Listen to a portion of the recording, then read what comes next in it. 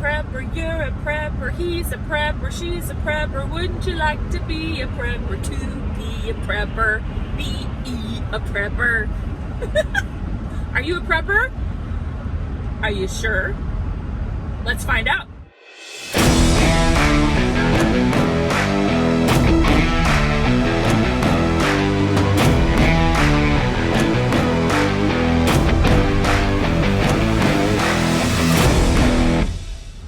Hey y'all, welcome back to Sassy Gal Prepping. And yes, I'm in the car and I don't have my sunglasses. That's not very prepared, so today I'm not a prepper, right? Long before prepping became a word, or preppers or that kind of thing became, a term, families were preparedness families. They had to sustain themselves. They would stock up food, from their farm. They would grow food, they would can it, preserve it, and have it throughout the winter when it wasn't so readily available. But prepping has become, I think probably since the days of the Doomsday Prepper shows, prepping has become things of guns, compounds, freeze-dried food, gas masks. You might even throw in a Bible. So what has happened out of that is that anybody now that happens to prepare, prepare for dry times, prepare for the drought, if you will. Anybody that does that on any level is now considered a prepper, a conspiracy theorist, a crazy person. I should have brought my tinfoil hat.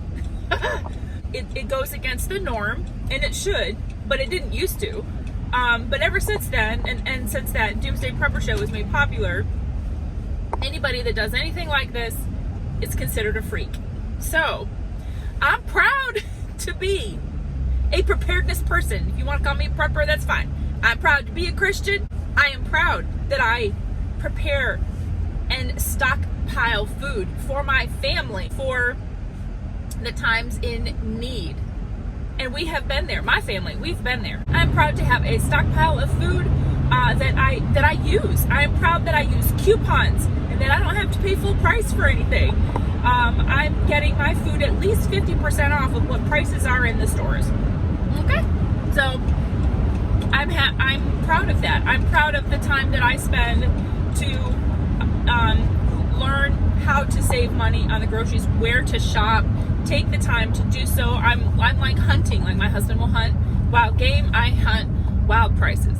So I'm proud of that. I do not think it is beneath anyone to shop at a thrift store, to shop at a grocery discount store, to use coupons, to use an app in order to save money, because that saved money can be used for something else. Some people don't like to call themselves prepper because of the stigma, the stereotype that goes along with that. But I want to know, for the purpose of this video, now that I am well into this video, what I want to know is what actually makes you a prepper. We've had all kinds of creators and other YouTube creators in this community that have prepping in their channel name, but they will criticize other people in this community that have prepping or prep or anything in their channel name and say that they're not true preppers. They're not preppers. I get this in the homeschool community.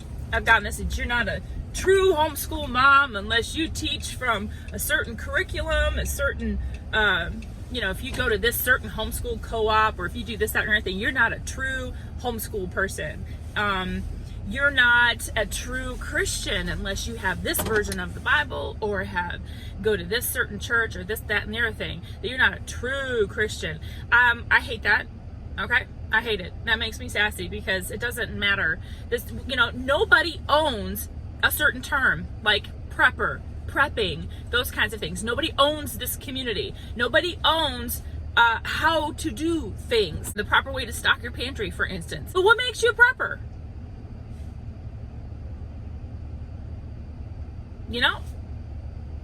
The clothes you wear, the gear you have, the size garden you have, a Bible that you carry, for instance, how big your pantry is, whether or not you have a canner. Everyone is a prepper to some degree. If you pack a suitcase, you are a prepper to some degree, because you have to prepare for that trip and plan out what you are going to take. You're a preparedness person, like it or not.